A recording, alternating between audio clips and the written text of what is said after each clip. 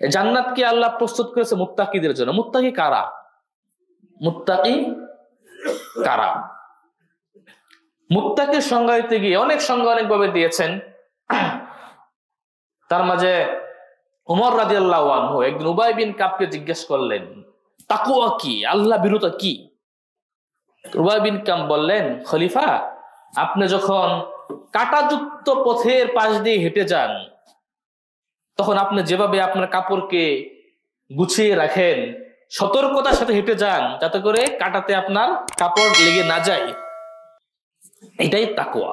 আপনি দুনিয়ার জীবনে চলাফেরা করার ক্ষেত্রে, লেনদেন করার ক্ষেত্রে, ব্যবসা বাণিজ্য করার ক্ষেত্রে, মানুষের সাথে মুআমালাত করার ক্ষেত্রে এভাবেই আপনি সতর্ক হয়ে চলবেন যাতে করে আপনার শরীরে, আপনার সম্পদে হারামের সিটা না চলে আসে। তাকওয়া সংজ্ঞা থেকে তলক বিন হাবিব বলেছেন, তাকওয়া হচ্ছে আনতা আমালা বিতাআতিল্লাহ আলা নূরিন মিনাল্লাহ তারজু সাওয়াব আল্লাহ। তুমি আল্লাহ নূরের, আল্লাহর পক্ষ থেকে, নূর মানে জেনে শুনে তুমি আল্লাহর ইবাদত করবে এবং আল্লাহর পক্ষ থেকে তুমি সব আশা করবে যে আল্লাহ আমাকে এটা করলে নেকি দেবেন। ওয়ান তাতরুকা মাসিয়াতাল্লাহ, এবং আল্লাহর অবাধ্যতাকে ছেড়ে দিবে, আল্লাহ নূরিন মিনাল্লাহ, এবং সেটা আল্লাহর পক্ষ থেকে নূরের উপর। ও তাখাফু ইকাব আল্লাহ, এবং তুমি আল্লাহর শাস্তিকে ভয় করবে।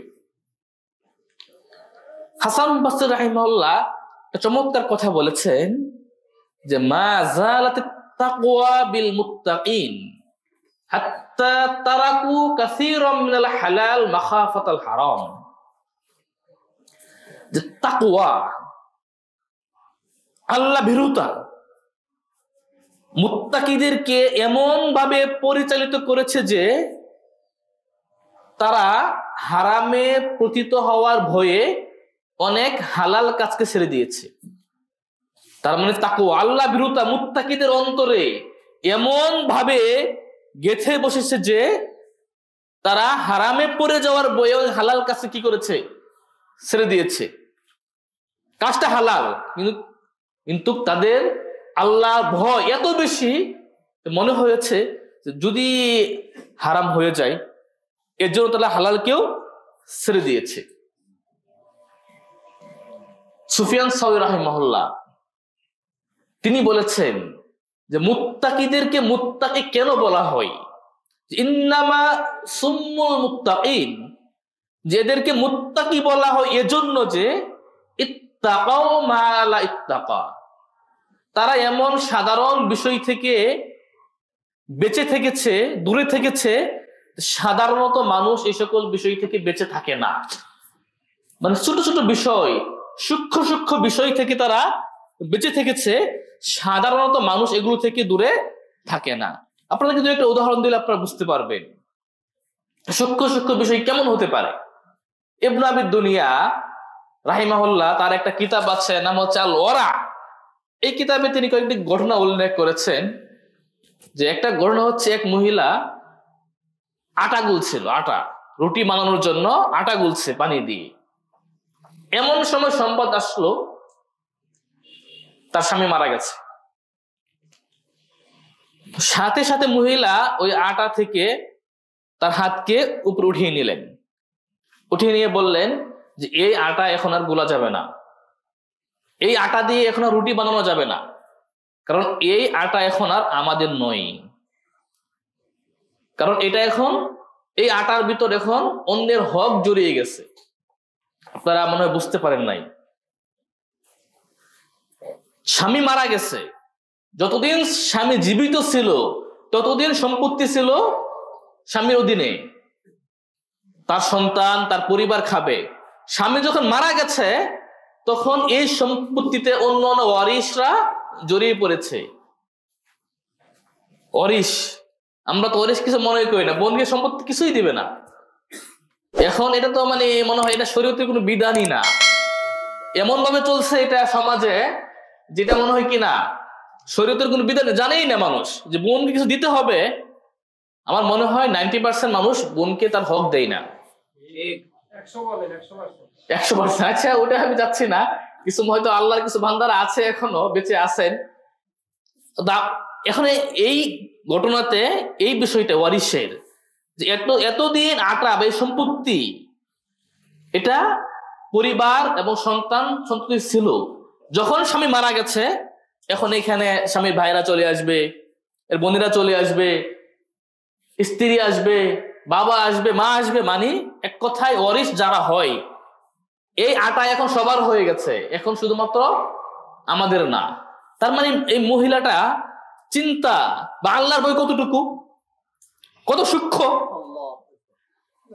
এরকম ভাবে তিনি আরেকটা ঘটনা উল্লেখ করেছেন যে এক মহিলা রাত্রে বাতি জ্বলছে, এখন তো আমাদের কারেন্ট বিদ্যুৎ, কিন্তু তখন কেরোসিন, যখনই শুনছে তার স্বামী মারা গেছে বাতি অফ করে দিয়েছে, কারণ এই কেরোসিন এখন শুধু আমাদের না, এই কেরোসিন এখন সবার হয়ে গেছে। এই কেরোসিনে এখন অন্য অন্য ওয়ারিসরা কি হয়েছে, যুক্ত হয়ে গেছে, জড়িয়ে পড়েছে। এটা এখন এই বাতি, এই কেরোসিন দিয়ে এই বাতি জ্বলবে না এখন। একদিন ইমাম আহমদ বিন হাম্বল, আপনারা এগুলো শুনে না চিন্তা করেন যে আমি কোন পর্যায়ে আছি। একদিন ইমাম আহমদ বিন হাম্বল, আপনার নাম শুনেছেন, ইমাম আহলুস সুন্নাহ ওয়াল জামাআহ, 261 মৃত্যু ইমাম আহমদ বিন হাম্বল রাহিমাহুল্লাহ। এই ইমামকে একদিন এক মহিলা জিজ্ঞেস করলেন যে আমরা তো সুতা দিয়ে কাপড় বোনানোর কাজ করি, আমরা কাপড় তৈরি করি, তো অনেক সময় এই রাজা বাদশার সৈন্য সামন্তরা, সেনাবাহিনীরা বিশাল মশাল নিয়ে যায়, মশালের বিশাল লাইন, অনেক যাচ্ছে আর মশাল নিয়ে, তার মানে এরকম যাচ্ছে একের পর এক। আপনারা কল্পনা করেন হয়তো আধা ঘন্টা 1 ঘন্টা এরকম আলো জ্বলতেই থাকে রাস্তায়, তারা যাচ্ছে সিরিয়াল ধরে কাতারে কাতার। তো মহিলা প্রশ্ন করছে আমরা কি ওই মশালের আলোতে সুতো বুনানোর কাজ করতে পারবো? রাজা বাদশার সৈন্যরা যে মশাল নিয়ে যাচ্ছে রাস্তা দিয়ে, মশালের আলোতে অনেক জায়গায় আলোকিত হয়ে যায়, এখন ওই আলোতে আমাদের জন্য এই সুতো বুনানোর কাজ করা বৈধ কিনা, জায়েজ হবে কিনা? এই প্রশ্ন শুনে ইমাম আহমদ রাহিমাহুল্লাহ কেঁদে দিলেন, কেঁদে দিয়ে বললেন যে এই মহিলা তুমি কোথাকার, এত সূক্ষ্ম। এবং আহমদ চিন্তা করতে পারেন নাই যে এই মহিলা তাকওয়া এত। তখন বললেন ঠিক আছে, তুমি এই চিন্তা যেহেতু করেছো তোমার জন্য এটা জায়েজ হবে না, তুমি এই কাজ করিও না। এটা আপনারা বুঝতে পারবেন এখন যেরকম সরকারি বাতি জ্বলছে রাস্তায়, এই বাতিতে আমি কাজ করতে পারবো কিনা, আমার ব্যক্তিগত কাজ। এমন একটা প্রশ্ন, এই ধরনের একটা প্রশ্ন ছিল। এটা তো অনেক আগের কাহিনী। এই কিছু এই যুগেরই, আপনারা হয়তো নাম শুনেছেন আব্দুল মুহসিন বিন কাসেম, আপনারা যারা হজ করতে গেছেন, মসজিদ নববীর ইমাম এবং খতিব, মসজিদ নববীর ইমাম এবং খতিব, নাম হচ্ছে আব্দুল মুহসিন বিন কাসেম। তারই আপন বোন নাম হচ্ছে শিখা। এই শিখা এই মহিলাটা একটা বই লিখেছে, তো এই বইয়ে অনেকে গল্প নিয়ে আসছে। উনি বলেছেন যে অনেকেই মনে করতে পারে এই মুত্তাকিরা, এই সৎ মানুষ মনে হয় 3 যুগে চলে গেছে, সাহাবারা তাবিয়া এরাই মনে হয় চলে গেছে ওই যুগে, এই যুগে এদেরকে মনে খুঁজে পাওয়া যাবে না। উনি দেখিয়ে দিয়েছেন না, আমাদের যুগেও আমার দেখা, উনি স্পষ্ট করেছেন যে আমি যাদের গল্প উল্লেখ করেছি আমি স্বচক্ষে দেখেছি অথবা নির্ভরযোগ্য সূত্রে আমি শুনেছি, তাদের ঘটনা উল্লেখ করেছেন। সর্বপ্রথম তিনি যে ঘটনা উল্লেখ করেছেন সেটা তার দাদি, তারই আপন দাদি, তার মানে আব্দুল মুহসিন কাসেমের আপন দাদি। এই মহিলার নাম ছিল নাওরা। নাওরা এই মহিলা তাকওয়াটা আমরা আপনাদেরকে একটু বলি। এই মহিলা সাধারণত টেইলার্সে কোনো কাপড় বানাবে না, ওর কোনো পোশাক টেইলার্সে বানাবে না। এটা অবশ্যই আমাদেরও আছে যে টেইলার্সে পোশাক বানাবে না, কারণ হচ্ছে যে দর্জি শরীরে মাপ জেনে যায় যে মহিলা কতটুকু লম্বা, এই মহিলা হাত কতটুকু মোটা, পা কতটুকু মোটা, যদি মাপ জেনে যায়, এজন্য টেইলার্সে কোনোদিন সে কাপড় বানাবে না। এটা স্বাভাবিক, এটা আমাদেরও অনেক মহিলারা করে থাকে। কিন্তু এই মহিলা থেকে যে তথ্যটা আমরা পেয়েছি যে ও কোনোদিন হাতের আংটি পর্যন্ত স্বর্ণাকারের দোকানে দেয়নি। কারণ যদি স্বর্ণাকার যদি আঙ্গুলের মাপ জেনে যায় যে আঙ্গুলটা চিকুন না মোটা, তাহলে তাকওয়াটা কেমন, আল্লাহর ভয়টা কেমন? কোনোদিন স্বর্ণাকারের দোকানে হাতের আংটি পর্যন্ত দেয় নাই। তারই এক মেয়ে যখন মারা যায়, এটা কয়েকদিন আগের ঘটনা, এগুলো সেই যুগের ঘটনা না। তারই এক মেয়ে যখন মারা যায় রিয়াদ শহরে, সৌদি আরবের রাজধানী রিয়াদ এসে গিয়েছে, মেয়ে মারা গেছে। তো যেহেতু প্রসিদ্ধ মানুষ, ওনার স্বামী ছিল আব্দুর রহমান, যিনি ইবনে তাইমিয়ার ফতুয়া 37 খণ্ডে যে ফতুয়া, মাজমুয়া ফতুয়া সংকলক, এই মহিলার স্বামী আব্দুর রহমান। তো সেই হিসাবে একটা নাম ডাক ছিল, একটা প্রসিদ্ধতা ছিল। তো মেয়ে মারা গেছে, উনি গেছেন রিয়াদে, 2-3 দিন থেকে আবার চলে আসছে। তখন অনেকে জিজ্ঞাসা করছে, আপনার মেয়ে মারা গেছে, আপনার নাতিরা আছে সেইখানে, আপনি মাত্র 2-3 দিন থেকে চলে আসলেন, কারণ কি? আর কয়েকদিন থাকতেন। তখন এই নাওয়ারা উত্তর দিয়েছিলেন যে আমি ওইখানে যাওয়ার পর থেকে আমার সাথে সাক্ষাৎ করার জন্য প্রতিদিন খালি মানুষ আসতেই থাকে, আমাকে সালাম দেওয়ার জন্য, দুটো কথা বলার জন্য, দেখা করার জন্য।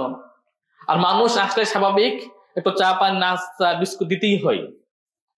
এই মহিলা বলছে, আমি চাই না যে এতিমদের সম্পদগুলো চা বিস্কুট খেয়ে শেষ হয়ে যাক। মানে আমি যতদিন থাকবো সেখানে মানুষ আসবেই আমার সাথে দেখা করার জন্য, আর আসলে ওদেরকে চা বিস্কুট দিতেই হবে। আর এদিকে আমার নাতিদের সম্পদ কি হয়ে যাবে, শেষ হয়ে যাবে। তা আমি চাই না যে আমার কারণে এতিমদের সম্পদ চা বিস্কুট খেয়ে শেষ হয়ে যাবে। এগুলি হচ্ছে তাকওয়া।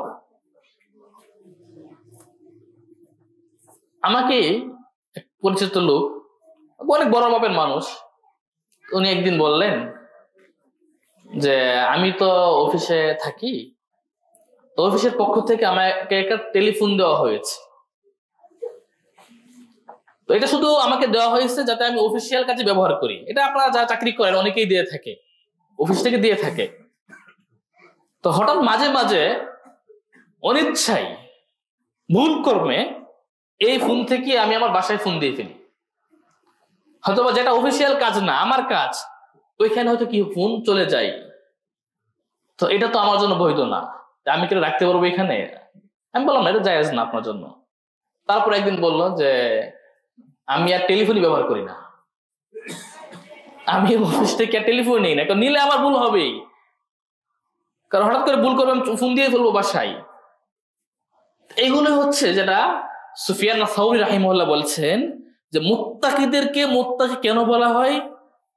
যে মুত্তাকিরা তারা এমন সূক্ষ্ম সূক্ষ্ম বিষয় থেকে দূরে থাকে যেগুলো থেকে সাধারণত মানুষ বেঁচে থাকে না। আমাদেরকেও, আমরা অনেক লেনদেনে জড়িয়ে পড়ছি। এমনি আপনি একটা পাপ কাজ করলেন, এটা আল্লাহর ইচ্ছা, আল্লাহ চাইলে আপনাকে ক্ষমা করে দিতে পারেন অথবা শাস্তিও দিতে পারেন। কিন্তু বান্দার হক এটা অবশ্যই আপনাকে জবাব দিতে হবে। এটা খুব কঠিন বিষয়। বান্দার হকের ব্যাপারে আমাদের খুব সতর্ক থাকতে হবে। তো যাই হোক, আমি বলছিলাম যে জান্নাতকে প্রস্তুত করে রাখা হয়েছে কাদের জন্য? উইদ্দাত লিল মুত্তাকিন। তো মুত্তাকিদের আমি 2-1টি নমুনা বললাম যে মুত্তাকি কেমন, মুত্তাকি হতে হলে আমাদেরকে কেমন সতর্ক থাকতে হবে। তারপর আল্লাহ মুত্তাকিদের সিফত, মুত্তাকিদের বৈশিষ্ট্য কি হতে পারে, আল্লাহ কোরআনের পড়তে বিভিন্ন জায়গায় মুত্তাকিদের বৈশিষ্ট্য বর্ণনা করেছেন, ওদের গুণ উল্লেখ করেছেন। এখানে কয়েকটা গুণ উল্লেখ করেছে মুত্তাকিদের। আল্লাহ বলছে মুত্তাকি কারা? আল্লাযীনা ইউনফিকুনা ফিস সাররাই ওয়াদ দাররা, যারা সচ্ছল অবস্থায় এবং অসচ্ছল অবস্থায় আল্লাহর রাস্তায় দান করে। এখন আপনার কাছে 100 টাকা আছে, আপনি এখন 10 টাকা দিলেন। যখন আপনাদের 10 টাকা থাকবে তখন 1 টাকা দেবেন। মানে মুত্তাকি কারা? যারা সচ্ছল অবস্থায়, সাররা, অনেক টাকা আছে, অনেক ধনী, তখন দান করতে হবে সাররাই ওয়াদ দাররা। আর যখন টাকা পয়সা কম, তখনও দানের গতি থেমে নেই। হতে পারে কম বেশি হতে পারে, কিন্তু মুত্তাকিরা ওদের অবস্থা সচ্ছল হোক অসচ্ছল হোক, ধনী হোক গরিব হোক, তারা আল্লাহ রাস্তায় ব্যয় করে, আল্লাহ রাস্তায় দান করে। ইনফিকুনা ফিস সাররা'i ওয়াদ দাররা। এটা হচ্ছে মুত্তাকিদের একটা বৈশিষ্ট্য, যে মুত্তাকিরা সচ্ছল এবং অসচ্ছল অবস্থায় আল্লাহর রাস্তায় ব্যয় করে। অল কাযিমিনাল গায়যা, এটা হচ্ছে মুত্তাকিদের দ্বিতীয় বৈশিষ্ট্য, যে মুত্তাকিরা রাগ নিয়ন্ত্রণ করে, ক্রোধ নিয়ন্ত্রণ করে। রাগ হতে পারে, রাগ হবে স্বাভাবিক এটা, কিন্তু রাগ হলে তার রাগ কি করে? নিয়ন্ত্রণ করে। একদিন এক ব্যক্তি ওমর রাদিয়াল্লাহু আনহুকে বললেন যে ইন্নাকা লা তাকযি বিল আদল ওয়া লা তুতিল হক। বলছে কাকে? ওমরকে। ওমর রাদিয়াল্লাহু আনহুকে বলছেন যে আপনি তো ন্যায় বিচার করেন না, আপনি মানুষের হক দেন না। তখন ওমর রাগান্বিত হয়ে গেলেন এটা শুনে, এমনকি ওমর রাদিয়াল্লাহু আনহুর চেহারা একেবারে রক্তিম হয়ে গেল। তখন এক ব্যক্তি বললেন যে ওমর, আমিরুল মুমিনিন, খলিফা, আল্লাহ বলছেন কোরআনে খুযিল আফওয়া ওয়া'মুর বিল উরফি ওয়া'রিদ আনিল জাহিলিন, যে আপনি ক্ষমাটাকে অগ্রাধিকার দেন, সৎ কাজে আদেশ করেন, আর যারা মূর্খ এদের থেকে আপনি মুখ ফিরিয়ে নেন। কিন্তু মূর্খ, জাহেল, আপনাকে বলছে কি হয়েছে। তখন উমর এমন ভাবে ঠান্ডা হয়ে গেলেন যে মনে হচ্ছে আগুনকে পানি দিয়ে নিভিয়ে দেওয়া হচ্ছে। একদিন আলী ইবনে হুসাইন, প্রখ্যাত তাবী ছিলেন, জাহেদ ছিলেন, আলী ইবনে হুসাইন রাহিমাহুল্লাহ, অনেক সম্পদ ছিল, বলা হতো উনি দান করেন না, উনি দান করেন না, কৃপণ। কিন্তু যখন আলী ইবনে হুসাইন মারা যায়, যারা ওর গোসল দিচ্ছে, দেখা গেল ওনার কাঁধে দাগ, কালো দাগ হয়ে আছে। জিজ্ঞাসা করা হলো এই কালো দাগ কিসের? বলা হলো যে উনি দীর্ঘ 60 বছর যাবত মদিনার 90টি পরিবারের দায়িত্ব ছিল ওনার কাঁধে। মানুষ যখন ঘুমিয়ে পড়তো, নিজের কাঁধে বোঝা বহন করে তিনি গরিবদের ঘরে ঘরে গিয়ে খাবার পৌঁছে দিতেন, কেউ জানতেও পারতো না। আলী ইবনে হুসাইন, তো উনি একদিন ওযু করছেন, ওনার এক দাসী পানি ঢালছে এক পাত্র থেকে। ঘটনাক্রমে পাত্রটা ওনার মুখে পড়ে গেল। পড়ে যাওয়ার পর উনি আঘাত পাইলেন, ভালোই আঘাত পেয়েছে। তো তাকিয়েছে, একটু হয়তো চোখ বড় বড় করে তাকিয়েছে দাসীর দিকে। তো দাসী এই আয়াতটা পড়ছে যে মুত্তাকিদের একটা বৈশিষ্ট্য হচ্ছে আল কাযিমিনাল গায়যা, মুত্তাকি রাগ নিয়ন্ত্রণ করে। তার মানে দাসী বোঝাচ্ছে আপনি রাগকে থামান। তো উনি বলছেন ঠিক আছে, আমি আমার রাগ নিয়ন্ত্রণ করলাম। পরে বলছে রাগ তো নিয়ন্ত্রণ করছেন, মুত্তাকির আরেকটা বৈশিষ্ট্য আছে আল কাযিমিনাল গায়যা। অনেকে আছে তাৎক্ষণিকভাবে রাগ নিয়ন্ত্রণ করলো, কিন্তু ক্ষমা করবে না, মনের ভিতর রেখে দেবে, সুযোগ পাইলে তখন আবার দিয়ে দেবে। কিন্তু মুত্তাকি কিন্তু তারা না, মুত্তাকি হচ্ছে রাগ নিয়ন্ত্রণ করবে, পাশাপাশি কি করবে? ওয়াল আফিন আনিন নাস, রাগ নিয়ন্ত্রণ করে আবার ক্ষমাও করে দেবে। তো দাসী বলছে পরে আবার, তো ঠিক আছে রাগ আপনি নিয়ন্ত্রণ করলেন, কিন্তু ওয়াল আফিন আনিন নাস, মুত্তাকি তারাই যারা ক্ষমা করে দেয় মানুষকে। আলী হোসেন বললেন যা, তোকে আমি ক্ষমা করে দিলাম। তারপরে আবার দাসী বলতেছে শুধু ক্ষমা করে খেন্ত না, এরা আবার ঠিক আছে শুধু ক্ষমা করে, রাগ নিয়ন্ত্রণ করে, ওয়াল আফিন আনিন নাস, এবং মানুষকে ক্ষমাও করে দেয়। তারপর বলছে আল্লাহু ইউহিব্বুল মুহসিনিন, আর আল্লাহ মুহসিনদেরকে ভালোবাসেন। তার মানে রাগ নিয়ন্ত্রণ করবে, ক্ষমা করবে, পাশাপাশি আবার কিছু গিফট দিতে হবে। তো আবার বলছে আল্লাহু আফিন আনিন নাস আল্লাহু ইউহিব্বুল মুহসিনিন। তখন আলী ইবনে হুসাইন বললেন এই দাসী যা, তোকে আমি মুক্তই করে দিলাম, যা তোকে আমি আজাদ করে দিলাম। এগুলো হচ্ছে মুত্তাকিদের বৈশিষ্ট্য। এগুলো আবার মুহসিনদেরও বৈশিষ্ট্য। মুহসিন দেখেন, একটা আছে মুসলিম, আর একটা মুমিন, আর একটা আছে কি মুহসিন। তো মুহসিনদের স্তরটা সর্বোচ্চ, মুহসিন হচ্ছে কি সবচেয়ে উঁচু মানে, তারপর মুমিন, তারপর কি মুসলিম।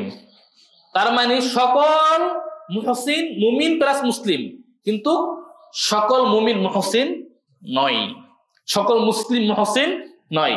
এরকম ভাবে সকল মুমিন মুসলিম, কিন্তু সকল মুসলিম কি না, মুমিন না। তো মুত্তাকিদের আরেকটা বৈশিষ্ট্য, এটা আপনারা অবাক হয়ে যাবে এই বৈশিষ্ট্য শুনলে। এটা হচ্ছে আল্লাহ বলছেন আল্লাযীনা ইযা ফাআলু ফাহিশাতান আও যালামু আনফুসাহুম যাকারুল্লাহা ফাস্তাগফারু লিযুনুবিহিম ওয়া মান ইয়াগফিরু যুনুবা ইল্লাল্লাহ ওয়া লাম ইউসিররু আলা মা ফাআলু ওয়া হুম ইয়ালামুন। খুতবা শেষ হবে কয়টাই? 15 না? ঠিক আছে। তো এইটা মুত্তাকিদের আরেকটা বৈশিষ্ট্য। কয়টা গেল বৈশিষ্ট্য তাহলে আগে? তিনটা গেছে। আরেকটা বৈশিষ্ট্য কি হচ্ছে মুত্তাকিদের,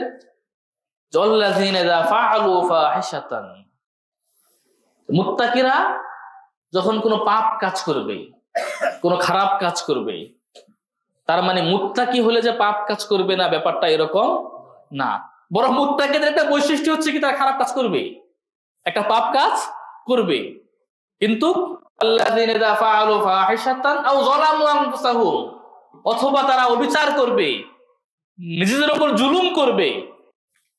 যখনই খারাপ কাজ করবে, গর্হিত কাজ করবে, অশ্লীল কর্ম করবে, অথবা জুলুম করবে, যাকারুল্লাহ, সাথে সাথে আল্লাহকে স্মরণ করবে। পাপ কাজ হয়ে গেছে, কিন্তু তাৎক্ষণিকভাবে আবার যে না, আমার তো একটা আল্লাহ আছে, আল্লাহকে স্মরণ করবে সাথে সাথেই। ফাস্তাগফারু লিযুনুবিহিম, এবং তারা কি করবে, তাদের পাপের জন্য আল্লাহর কাছে ইস্তিগফার করবে। তার মানে ওয়ালাম ইউসিররু আলা মা ফাআলু, এবং তারা যে অপকর্মটা করেছে এই অপকর্মের উপর তারা লেগে থাকবে না, তারা অবিচল থাকবে না। তার মানে মুত্তাকির দ্বারা পাপ হবে, খারাপ কাজ হতে পারে, কিন্তু যখনই খারাপ কাজ হবে সাথে সাথে সে আল্লাহকে স্মরণ করে তার পাপ কর্মের জন্য আল্লাহর কাছে ইস্তিগফার করবে, এবং সে তার পাপ কর্মের উপর লেগে থাকবে না, করতেই থাকবে না, বরং ওটা থেকে সে কি হয়ে যাবে, মুক্ত হয়ে যাবে। জেনে শুনে।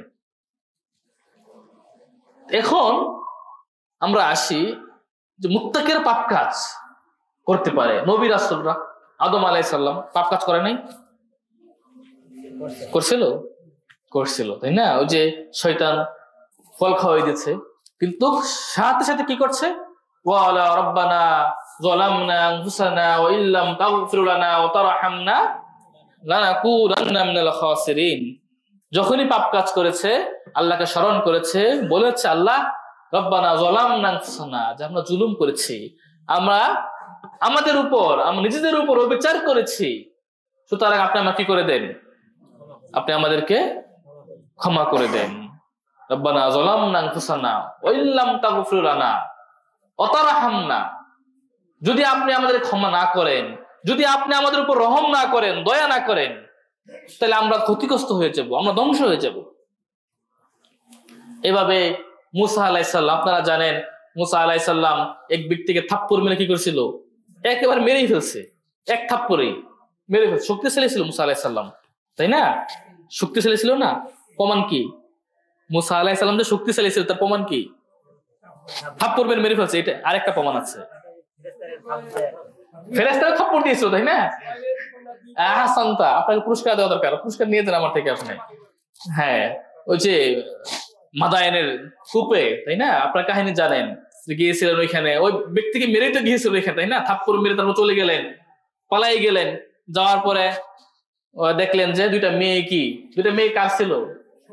এটা হচ্ছে প্রচলিত ভুল, হ্যাঁ, সৎ ব্যক্তির। আপনারা এটা খেয়াল করবেন, মুসা আলাইহিস সালামের শ্বশুর শুআয়ব আলাইহিস সালাম ছিলেন বলে কোনো প্রমাণ নেই, বরং যেটা ইতিহাস প্রমাণ করে যে উনি শ্বশুর ছিলেন না। কারণ মুসা আলাইহিস সালাম এবং শুআয়ব আলাইহিস সালাম এদের মধ্যে ডিসটেন্স অনেক ছিল। ইবনু সাদি, ইবনু তাইমিয়া, ইবনু কাসির সবাই এটা কি করেছেন, নাকচ করেছেন, সর্বোচ্চ এক ব্যক্তির ছিল। যাই হোক, আমি ওদিকে যাচ্ছি না। তো মুসা আলাইহিস সালাম একাই কি করলেন, পানি উঠিয়ে সবাইকে ঠেলে পানি উঠিয়ে খাওয়াই দিলেন, শক্তিশালী ছিলেন। যাই হোক, তো যখন নাকি থাপ্পড় মেলে এক ব্যক্তিকে মেরে ফেলছে, তার কি বলছেন, ক্বালা রাব্বি ইন্নী যালামতু নাফসি ফাগফিরলি ফাগফারা লাহু। মুসা আলাইহিস সালাম যখনই বুঝতে পারলেন যে এটা অপরাধ হয়ে গেছে, ভুল হয়ে গেছে, তিনি বললেন, আল্লাহ, আমি জুলুম করে ফেলেছি, আমি অবিচার করে ফেলেছি, আপনি আমার কি করেন, ক্ষমা করে দেন। আল্লাহ ক্ষমা করে দিলেন। আল্লাহ বলছেন ফাগফারা লাহু, আল্লাহ তাকে ক্ষমা করে দিয়েছেন। ইন্নাহু হুয়াল গফুর রহিম, আল্লাহ ক্ষমাশীল এবং দয়ালু। এভাবেই আইয়ুব আলাইহিস সালাম যখন বুঝতে পারলেন, সুলাইমান আলাইহিস সালামের বাবার নাম ছিল দাউদ আলাইহিস সালাম, দাউদ আলাইহিস সালাম যখন বুঝতে পারলেন, বিচার করলেন দুই ব্যক্তির মাঝে, বিচার করে ভুল করে ফেললেন। যখনই বুঝতে পারলেন তার ভুল হয়ে গেছে, ফাস্তাগফার রাব্বা, তিনি আল্লাহর কাছে ইস্তিগফার করলেন। তার মানে নবী রাসূলদের তারাও ভুল করেছেন, কিন্তু ভুল করার পর তারা কি করেছেন? ইস্তেগফার করেছেন, আল্লাহর কাছে ক্ষমা প্রার্থনা করেছেন যে আল্লাহ আমাকে ক্ষমা করে দেন। রাসূল সাল্লাল্লাহু আলাইহি সাল্লাম, আমাদের নবী হযরত মুহাম্মদ সাল্লাল্লাহু আলাইহি সাল্লাম, তিনি কি বলেছেন? তিনি বলেছেন, আল্লাহ ইন্নী লা আস্তাগফিরুল্লাহ ফি ইয়াউমিন আকসারা মিন ৭০ মাররা, যে আমি দৈনিক ৭০ বারেরও বেশি ইস্তেগফার করি। সুবহানাল্লাহ। অথচ তার ব্যাপারে আল্লাহ বলেছেন, কাদ গফারাল্লাহু মা তাকাদ্দাম মিন যামবিকা ওয়া মা তাআখার। আল্লাহ আপনার আগের পরে, আল্লাহ বলছেন নবী আপনার আগের পরে সকল গুনাহ আল্লাহ কি করে দিয়েছেন? ক্ষমা করে দিয়েছেন। তারপরে তিনি কি করতেন? দৈনিক ৭০ বর্ণনাতে আছে, ইয়া আইয়ুহান নাস তুবু ইলাল্লাহ আস্তাগফিরুহু, ওহে মানুষ তোমরা আল্লাহর কাছে ইস্তেগফার করো, তওবা করো। ফাইন্নী আস্তাগফিরুল্লাহ ওয়া আতুবু ইলাইহি ফিল ইয়াউমি আকসারা মিন ফি ইয়াউমিন ১০০ মাররা। এর মধ্যে আছে যে আমি আল্লাহর কাছে দৈনিক ১০০ বার ইস্তেগফার করি। সুবহানাল্লাহ। আবু বকর রাদিয়াল্লাহু আনহু, আবু বকর রাদিয়াল্লাহু আনহু জান্নাতের সুসংবাদপ্রাপ্ত একজন সাহাবী, তাই না? তো সুসংবাদপ্রাপ্ত সাহাবী না, যাকে জান্নাতের সকল দরজায় কি করবে? ডাকবে। রাসূলের হাদিস, রাসূল বলছেন, মান আনফাকা জাওজাইনি ফি সাবিলিল্লাহি নুদিয়া ফিল জান্নাতি ইয়া আব্দুল্লাহ হাযা খাইর, ফামান কানা মিন আহলিস সালাহ দুইয়া মিন বাবিস সালাহ, ওয়া মান কানা মিন আহলিল জিহাদ দুইয়া মিন বাবিল জিহাদ, ওয়া মান কানা মিন আহলিস সিয়াম দুইয়া মিন বাবির রায়্যান, ওয়া মান কানা মিন আহলিস সাদাকা দুইয়া মিন বাবিস সাদাকা। فقال أبو بكر رضي الله عنه بأبي أنتم يا رسول الله ما على من دعي من تلك الأبواب من ضرورة فهل يدعى أحد من تلك الأبواب كلها؟ قال رسول الله صلى الله عليه وسلم نعم وأرجو أن تكون منهم। রাসূল বলছেন, যারা আল্লাহর রাস্তায় জোড়ায় জোড়ায় দান করবে তাদেরকে জান্নাতের দরজা দিয়ে ডাকা হবে। জান্নাতের দরজা আছে জান্নাতের। তো যারা নামাজি হবে তাদেরকে নামাজের যে বিশেষ একটা গেট থাকবে, দরজা থাকবে, ওই গেট দিয়ে তাদেরকে ডাকা হবে। ওমান কানা মিন আহলিল জিহাদ, যে মুজাহিদ হবে, জিহাদ করবে, তাদেরকেও জিহাদের ওই বাবুল জিহাদ নামক দরজা তাদেরকে ডাকা হবে। ওমান কানা মিন আহলিস সিয়াম, যারা বেশি বেশি সিয়াম পালন করবে তাদেরকে ডাকা হবে কোন দরজা দিয়ে? রায়্যান নামক দরজা দিয়ে। ওমান কানা মিন আহলিস সাদাকা, আর যারা দানশীল হবে, বেশি বেশি দান করবে, তাদেরকে ডাকা হবে বাবু সাদাকা, সাদাকার বিশেষ দরজা দিয়ে। এটা তো একটা হাদিস, রাসূল বললেন। দেখেন আবু বকরের স্বপ্নটা কেমন, আকাঙ্ক্ষাটা কেমন। আমরা হলে বলবো যে যে কোনো এক দরজা দিয়ে জান্নাতে ঢুকতে পারলেই হলো, এটা তো আলহামদুলিল্লাহ, তাই না? ফামান যুহজিরা আনিন নার ওয়া দুখিলাল জান্নাহ ফাকাদ ফাজ, যাকে জাহান্নাম থেকে দূরে রাখা হবে, জান্নাতে প্রবেশ করানো হবে, ফাকাদ ফাজ, সেই তো প্রকৃত সফলকামী। তা আমাদের চাওয়া এটাই যে কোনো মতে জান্নাতে একটু ঢুকতেই পারলেই হলো। আবু বকরের চাওয়া কিন্তু এটা না। দেখেন আবু বকর কি বলছেন। আবু বকর বলছেন, আল্লাহ রাসূল ঠিক আছে সবাইকে তো ডাকবে, যারা নামাজি ওদেরকে নামাজের বিশেষ দরজা দিয়ে ডাকবে, যারা জিহাদ করবে ওদের বিভিন্ন দরজা আছে। হাল ইদু আহাদুন মিন তিলকাল আবওয়াবি কুল্লিহা, আল্লাহ রাসূল এমন কেউ কি আছে যাকে জান্নাতের সকল দরজা দিয়ে ডাকা হবে? এমন কেউ আছে? দেখেন আবু বকরের আশাটা কেমন, ও স্বপ্নটা, আকাঙ্ক্ষাটা কেমন, হিম্মতটা কেমন। রাসূল বললেন, না হ্যাঁ এরকম আছে, ও আরজু আন তাকুনা মিনহুম, আর আবু বকর আমি মনে করি তুমি তাদের অন্তর্ভুক্ত। আল্লাহু আকবার। আরেকদিন রাসূল বললেন যে, রাসূল তো অনেক সময় সাহাবাদেরকে বিভিন্নভাবে জিজ্ঞেস করতেন। একদিন বললেন, মান আসবাহা মিনকুমুল ইয়াওমা সাইমান, এটা মুসলিমের হাদিস, আগেরটা বুখারী মুসলিমের হাদিস। মান আসবাহা মিনকুমুল ইয়াওমা সাইমান, যে তোমাদের মধ্যে কে আজকে রোজা রেখেছে? আবু বকর বললেন যে আমি রেখেছি রোজা। রাসূল আবার প্রশ্ন করলেন, মান তাবিয়া মিনকুমুল ইয়াওম জানাজা, আজকে তোমাদের মধ্যে কে জানাজা পড়তে গেছিল? আবু বকর বললেন, আল্লাহ রাসূল আজকে আমি জানাজা পড়তে গেছিলাম। রাসূল আবার বললেন, মান আতআমা মিনকুমুল ইয়াওম মিসকিনান, আজকে তোমাদের মধ্যে কি মিসকিনকে খাবার খাওয়াচ্ছে? আবু বকর বললেন, আল্লাহ রাসূল আমি খাবার খাওয়াচ্ছি। রাসূল আবার বললেন, মান আতআমা মিনকুমুল মিসকিনান, তোমাদের মান আদা মিনকুমুল ইয়াওম মারিদান, আজকে তোমাদের মধ্যে এমন কেউ আছে যে কোনো রোগীকে দেখতে গিয়েছিল? আবু বকর বললেন, আল্লাহ রাসূল আমি আছি। তারপর রাসূল বললেন,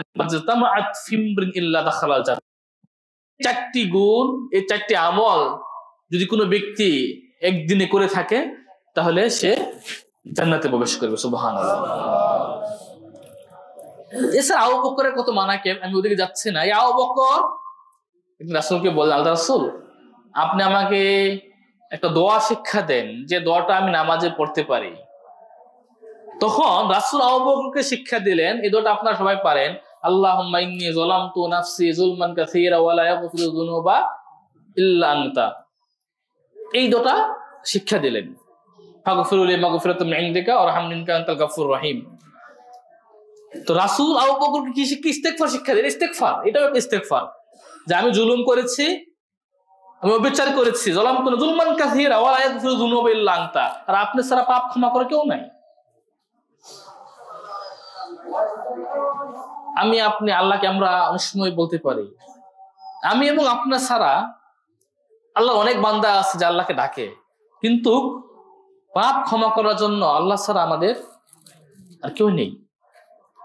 ওমর রাদিয়াল্লাহু আনহু, যে বলা হয়তো ওমর রাদিয়াল্লাহু আনহুকে লাউ কানা বা'দি নাবিয়্যুন লাকানা ওমর, আমার পরে কেউ নবী হলে সে ওমরই হতো, তাই না? এমনকি ওমর যে রাস্তা দিয়ে হাঁটতো শয়তান সেই রাস্তা দিয়ে যেত না। ওমর রাদিয়াল্লাহু আনহু বললেন, রাসূল আপনি আমার জন্য ইস্তেগফার করেন, আপনি আমার জন্য ইস্তেগফার করেন। আবু হুরায়রা সবচেয়ে বেশি হাদিস বর্ণনা করেছেন যে সাহাবী, তিনি হচ্ছেন আবু হুরায়রা রাদিয়াল্লাহু আনহু। আবু হুরায়রা রাদিয়াল্লাহু আনহু তিনি বলছেন, ইন্নী লা আস্তাগফিরুল্লাহ ওয়া আতুবু ইলাইহি ফি ইয়াউমিন আলফা মাররা, যে আমি আল্লাহর কাছে দৈনিক 1000 বার ইস্তেগফার করি। এমনকি পাওয়া যায় যে আবু হুরায়রা রাদিয়াল্লাহু আনহু তিনি মক্তবে যাইতেন, মক্তব আছে না, মক্তবে যেতেন, মক্তবে গিয়ে পিচ্ছি পিচ্ছি বাচ্চাদেরকে বলতো যে বাচ্চারা তোমরা বলো যে আল্লাহুম্মা গফির লি আবি হুরায়রা, হে আল্লাহ আপনি আবু হুরায়রাকে ক্ষমা করে দেন। তারপর পিচ্ছি পিচ্ছি বাচ্চারা বলতো যে আল্লাহ আপনি আবু হুরায়রাকে ক্ষমা করে দেন। তখন আবু হুরায়রা আমিন বলতেন। তার মানে পিচ্ছির তো পাপ নাই, ওরা মাসুম, তাই না? ওদের দোয়া আল্লাহর কাছে কবুল হওয়াটা বেশি আশা করা যায়, এজন্য বলতেন যে আল্লাহুম্মা গফির লি আবি হুরায়রা। আবু মুসা আশআরী রাদিয়াল্লাহু আনহু বলছিলেন, কান লানা আমানান মিনাল আযাব যাহাবা আহাদুহুমা ওয়া হুয়া কাউনু সাল্লাল্লাহু আলাইহি ফিনা ওয়া বাকিয়া মা'আল ইস্তিগফার ফাইযা যাহাবা হালাকনা, যে আযাব থেকে, আল্লাহর শাস্তি থেকে বাঁচার জন্য আমাদের দুটি নিরাপত্তা ছিল, আমান নিরাপত্তা। তার মধ্যে একটি চলে গেছে, আর সেটা হচ্ছে রাসূল সাল্লাল্লাহু আলাইহি ওয়াসাল্লাম আল্লাহ বলছেন ওমা লিউআযিবাহুম ওয়া আনতা ফীহিম, যে হে নবী আপনি যতদিন তাদের মধ্যে বিদ্যমান থাকবেন ততদিন আল্লাহ তাদেরকে শাস্তি দিবেন না। তার মানে একেবারে শাস্তি দিবেন না, তার মানে একটা চলে গেছে। আবু মুসা আশআরী কি বলছিলেন যে আযাব থেকে বাঁচার আমাদের দুটি নিরাপত্তা ছিল, তার মধ্যে একটি চলে গেছে, আরেকটি আছে। চলে গেছে কোনটি? রাসূল সাল্লাল্লাহু আলাইহি সাল্লাম। ওয়া বাকিয়া মা'আনাল ইস্তিগফার, আর আমাদের সাথে এখন আছে ইস্তিগফার। ফাইযা যাহাবা হালাকনা, ইস্তিগফার যদি চলে যায় তাহলে আমরা ধ্বংস, আমাদের জন্য অনিবার্য, আমরা ধ্বংস হয়ে যাব ইস্তিগফার না করলে। ইবনে জাওজি বলছেন, ইবলিস বলছিল যে আহলাকতু বানি আদম বিযুনুব, আমি বনি আদমকে ধ্বংস করে দিয়েছি ইস্তিগফার এর মাধ্যমে, পাপের মাধ্যমে, মানে ওদেরকে পাপ কাজ করিয়ে নিয়ে ওরা ধ্বংস হয়ে যাচ্ছে। পরে বলছে কিন্তু ওয়া আহলাকানি বানু আদম বিল ইস্তিগফার, কিন্তু বনি আদম আমাকে ধ্বংস করে দিয়েছে ইস্তিগফার করার মাধ্যমে। আমি ওদেরকে ধ্বংস করেছি, আফসোস করে বলতেছে আমি ওদেরকে ধ্বংস করেছি পাপ কাজ করিয়ে নেওয়ার মাধ্যমে, কিন্তু ওরা আমাকে ধ্বংস করে দিয়েছে কিসের মাধ্যমে? ইস্তিগফার করার মাধ্যমে। পরে ইস্তিগফার করে আর মুক্তি পেয়ে যায়। ইবলিস আল্লাহকে চ্যালেঞ্জ দিয়ে বলছে, ওয়া ইজ্জাতিকা ইয়া রব, হে আল্লাহ, হে রব, আপনার ইজ্জতের কসম, লা আবরাহু ফি ইবাদাকা মা দামাত আরওয়াহুম ফি আজসাদিহিম। আল্লাহ, ইবলিস আল্লাহকে চ্যালেঞ্জ দিচ্ছে এবং আল্লাহর ইজ্জতের কসম করছে যে আল্লাহ আপনার ইজ্জতের কসম, যতদিন আপনার বান্দাদের দেহে তাদের আত্মা থাকবে, তাদের রূহ থাকবে, ততদিন আমি তাদেরকে পথভ্রষ্ট করতেই থাকবো। লা আবরাহু ফি ইবাদাক, আমি আপনার বান্দাদেরকে পথভ্রষ্ট করতেই থাকবো মা দামাত আরওয়াহুম ফি আজসাদিহিম, যতদিন তাদের দেহে প্রাণ থাকবে।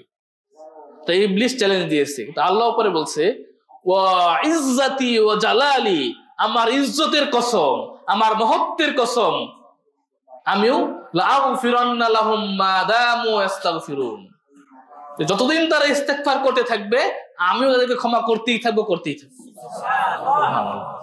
ইবলিস চ্যালেঞ্জ দিয়েছে, আল্লাহ বলে দিয়েছে আমি ক্ষমা আমি করতেই থাকবো ওদেরকে। তুই পাপ কাজ করে কি করবি, ওদের পথভ্রষ্ট করে কি করবি? তবে একটা শর্ত, সেটা হচ্ছে কি? ইস্তেগফার। ততদিন ইস্তেগফার করবে ততদিন আল্লাহ বলছেন আমাদেরকে ক্ষমা করতেই থাকবে।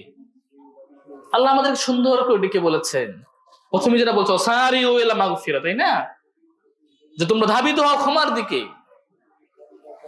আল্লাহ বলছেন কুল ইয়া ইবাদিয়াল্লাযীনা আসরাফু আলা আনফুসিহিম লা তাকনাতু মির রাহমাতিল্লাহ ইন্নাল্লাহা ইয়াগফিরুয যুনুবা জামিআ। হে আমার বান্দাগণ, যারা তোমরা জুলুম করেছো, অবিচার করেছো তোমাদের নিজেদের উপর, খবর রহমাতিল্লাহ, তোমরা রহমত থেকে নিরাশ হয়ে যেও না। আমাদের পাপ আল্লাহর ক্ষমার থেকে বেশি বড় না। আপনার পাপ, আপনার গুনাহ, আপনার অপরাধ আল্লাহর ক্ষমার থেকে বড় না। আল্লাহর দয়া, আল্লাহর রহমত আপনার পাপ থেকে অনেক গুণ বেশি বড়। আল্লাহ বলছেন যে তোমরা নিরাশ হয়েও না। তারপর কি বলছেন? ইন্নাল্লাহা ইয়াগফিরুয যুনুবা জামিআ, আল্লাহ তোমাদের সকল পাপ ক্ষমা করে দিবেন।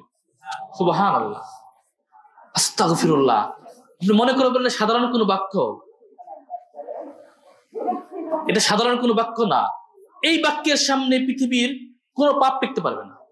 আপনি আকীদা আপনার মনের ভিতর গেঁথে নেন, এই বিশ্বাস আপনার মনের ভিতর গেঁথে নেন যে আস্তাগফিরুল্লাহ কোন বান্দা যদি মন থেকে বলে, ইখলাসের সাথে বলে, তাহলে এই আস্তাগফিরুল্লাহর সামনে পৃথিবীর কোনো পাপ টিকবে না। আল্লাহ বলছেন ইয়াগফিরুয যুনুবা জামিআ, এটা কে বলছেন?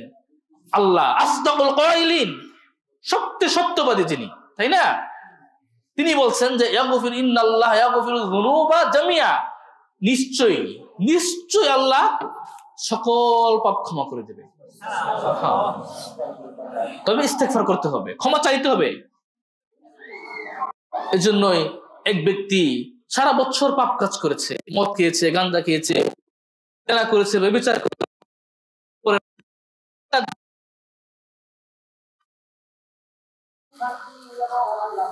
আল্লাহর কাছে ইস্তেগফার করলো, কান্নাকাটি করলো, তওবা করলো, আল্লাহ তার সকল পাপ ক্ষমা করে দেবেন। এই জন্য দেখবেন হজ উমরাতে বেশিরভাগ মানুষ যাচ্ছে বৃদ্ধরা, তাই না? এটা আল্লাহর হিকমা। বৃদ্ধরা যাচ্ছে চিরজীবন খারাপ কাজ করে যাচ্ছে, শেষে আল্লাহকে ডাকতে, আল্লাহ ক্ষমা করে দিবে। আল্লাহ আমাদেরকে সৃষ্টি করেছেন, আমাদের বাপ-দাদার সম্পত্তি জান্নাত, তাই না? শয়তান আমাদেরকে পথভ্রষ্ট করে দুনিয়াতে নিয়ে আসছে, কিন্তু আদম আলাইহিস সালাম তো জান্নাতেই ছিলেন। এর জন্য আল্লাহ আমাদেরকে বারবার ডাকেন ক্ষমা করার জন্য। আল্লাহ বলছেন আদম, হে আদম সন্তান,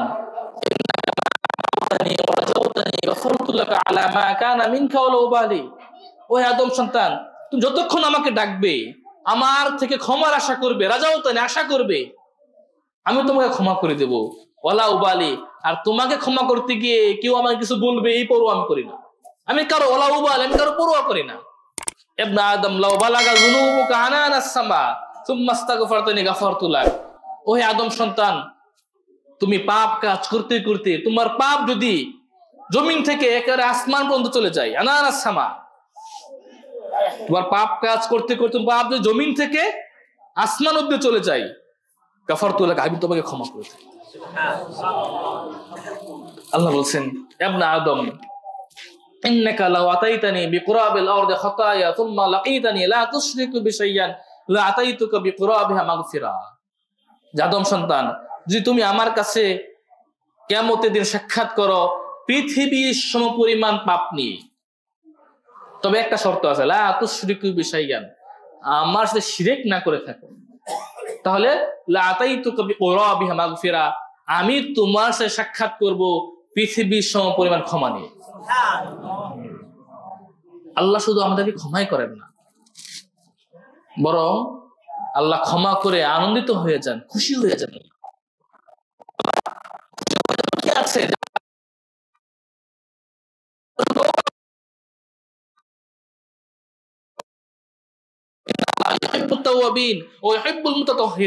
আল্লাহ তাওবাকারীদেরকে ভালোবাসেন। আল্লাহ আল্লাহ আপনাকে পছন্দ করেন।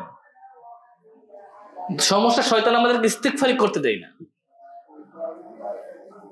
আমরা এখানে কেউ কি আসে আজকে 100 বার ইস্তেগফার করেছে? মনে হয় না, থাকতে পারে 2 একজন, কিন্তু মনে হয় 98% নাই। তা আমাদের সালাতদের থেকে আমাদের সব বেশি, পাপ কম নাকি? কিন্তু তারপরও যে ইস্তেগফার আমরা করতে দিবে না। ইস্তেগফার এটা আপনি ঘুমিয়ে আছেন, ঘুমিয়ে থাকতে বলা যাবে না, শুয়ে আছেন, রাস্তা দিয়ে হেঁটে যাচ্ছেন, বসে আছেন, চায়ের স্টুলে বসে আছেন, আপনি পড়তে থাকেন আস্তাগফিরুল্লাহ আস্তাগফিরুল্লাহ আস্তাগফিরুল্লাহ। এটা তো বেশি কষ্ট না, তাই না? এটা বেশি কষ্টের কাজ না। আর সহজ করে দিয়েছে আস্তাগফিরুল্লাহ, এমনি বের হয়ে যায় মুখ দিয়ে। তো মুত্তাকি হলে অবশ্যই আপনাকে কি করতে হবে? ইস্তেগফার করতে হবে, বেশি বেশি ইস্তেগফার করতে হবে। আর যখনই আপনি ইস্তেগফার করবেন তখন আপনার পাপ ক্ষমা হবে তা না, শুধু আপনার পাপ ক্ষমা হয়ে যাবে তা না, বরং আল্লাহ আপনার রিজিকে বরকত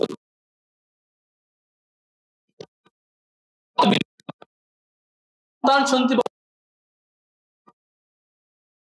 যেটা সূরা নূতে আসছে, ফাকুল তুস্তাগফিরু রাব্বাকুম ইন্নাহু কানা গাফফারা ইউরসিলিস সামাআ আলাইকুম মিদরারা ওয়া ইমদিদুকুম বিআমওয়ালিন ওয়া বানিনা ওয়া জাআল লাকুম জান্নাতি ওয়া জাআল লাকুম আনহারা।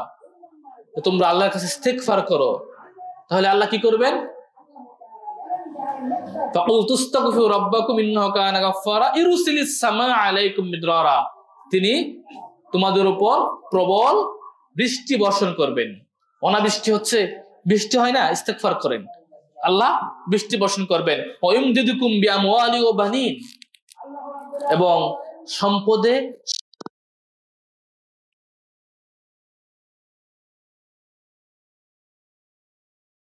আল্লাকুম জান্নাতু ওয়া জাআল লাকুম আনহারা, এবং বাগান বাগিচা নদী নালা আল্লাহ প্রবাহিত করবেন।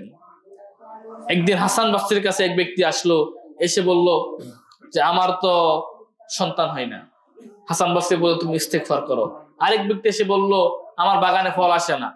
হাসান বসরি বলেন তুমি ইস্তেগফার করো। আরেক ব্যক্তি এসে বলল অনাবৃষ্টি হচ্ছে। হাসান বসরি বলেন তুমি ইস্তেগফার করো। আরেক ব্যক্তি এসে বলল আমি দরিদ্র, কিছু নাই, টাকা পয়সা আমার। হাসান বসরি বলেন তুমি ইস্তেগফার করো। তখন থেকে জিজ্ঞেস করা হলো কি ব্যাপার? আপনার কাছে 4 প্রকার ব্যক্তি আসছে 4 ধরনের অভিযোগ নিয়ে, আপনি সবাইকে একই কথা বলছেন যে ইস্তেগফার করো। তখন হাসান বসরি বললেন এটা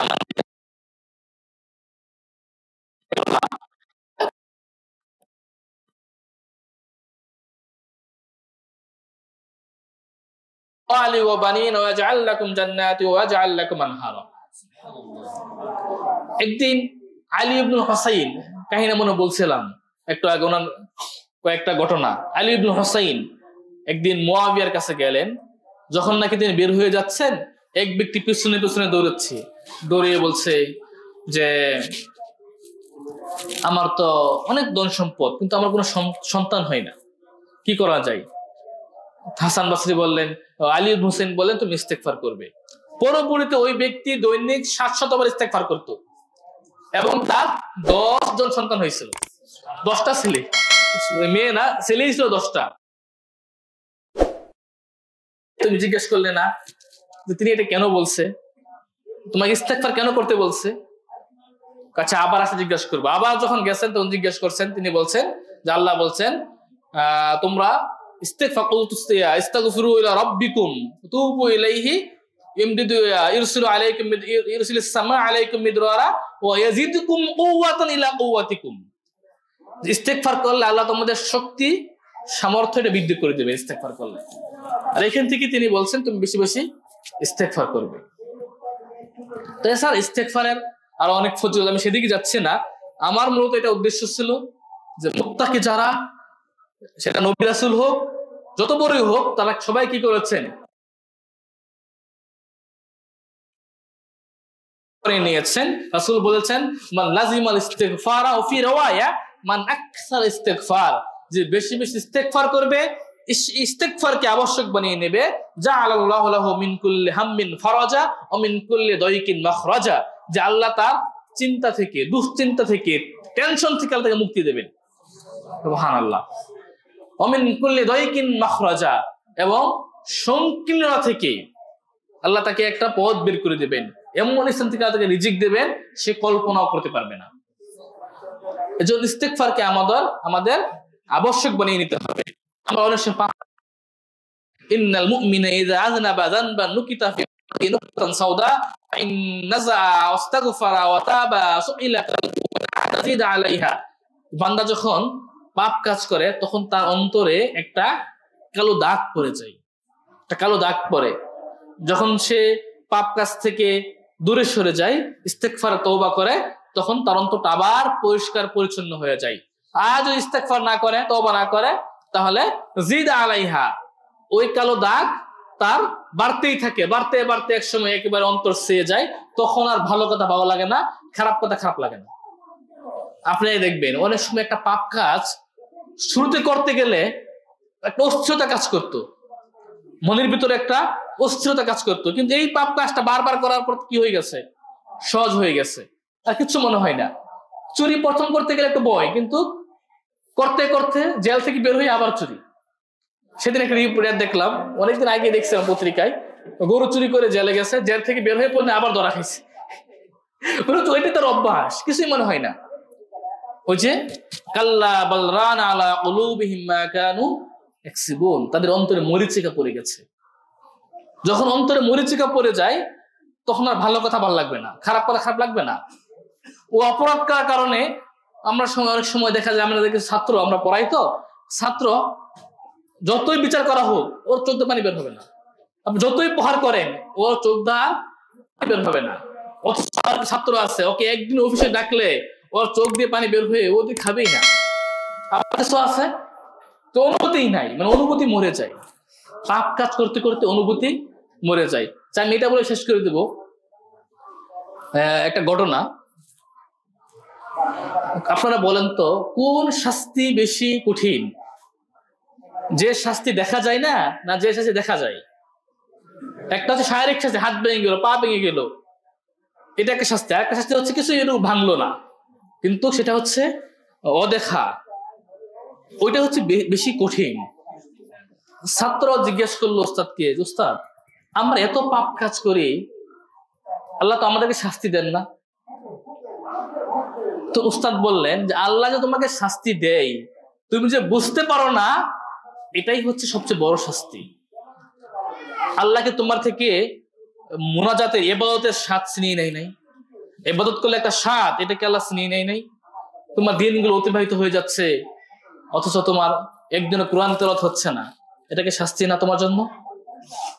তোমার জন্য গীবত করা সহজ হয়ে গেছে, চুগলখড়ি করা সহজ হয়ে গেছে, তুমি একদিন রাতের ঘুম থেকে ওই তাহাজ্জুদ পড়তে পারো না, এটাকে শাস্তি না? এক পৃষ্ঠা কোরআন পড়তে পারো না, এটাকে শাস্তি না? কত কত আমল চলে যাচ্ছে, সোমবার, বৃহস্পতিবার, শাওয়ালের রোজা, এই শীতকাল হচ্ছে একটা মুমিনদের একটা বসন্তকাল,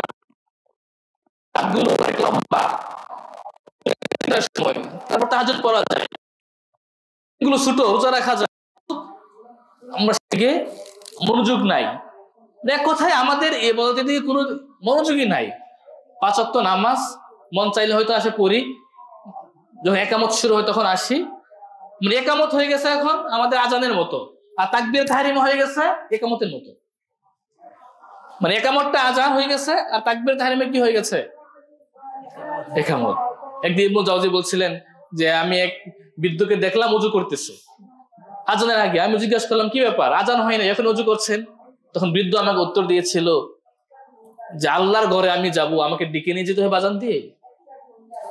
আমি আল্লাহর ঘরে যাব মেহমান হতে, আর আমাকে ডাকতে হবে আজান দিয়ে, তারপর আমি যাব? আমাকে ডাকার প্রয়োজন, আমি এমনিই যাব।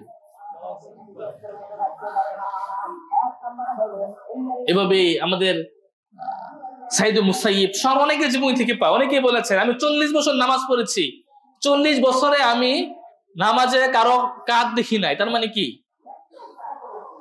40 বছর নামাজে কারো কাতারে কারো কাঁধ তার দেখার প্রয়োজন হয় নাই। তার মানে কি বলবেন কি সামনের কাতারে ছিল। যে 40 বছরের মধ্যে আমার তাকবীরে তাহরিমা ছুটি নাই। তা আমাদের অবস্থা হয়ে গেছে যে এক দাদি বলছে টাকা রাখে ইয়ার মাঝে কোরআনে। জিজ্ঞেস করা হলো আচ্ছা আপনি টাকা পয়সা কোরআনে কেন রাখেন? তখন দাদি উত্তর দিয়েছে কারণ আমি জানি যে আমার নাতিরা কোনদিন কোরআন খুলে দেখবে না, কারণ অন্য সবকিছু থেকে টাকা নিয়ে নিবে ওরা, কোরআনে টাকা রাখলে কোরআন তো খুলবে না। এটাই বাস্তবতা। যাই হোক, আমি এলোমেলো একটা কথা বলেছি আজকে। তো আল্লাহ কাছে দোয়া করবো আল্লাহ যেন আমাদেরকে মুত্তাকিদের অন্তর্ভুক্ত করে নেয়, আমিন। আমরা যেন মুত্তাকি হয়ে দুনিয়া থেকে বিদায় নিতে পারি। আল্লাহ আমাদের তৌফিক দান করুক। আমরা যেন বেশি বেশি ইস্তেগফার করতে পারি। আমরা আল্লাহর কাছে ইস্তেগফার করি, আল্লাহ আপনি আমাদের সকলকে ক্ষমা করে দেন, আমিন।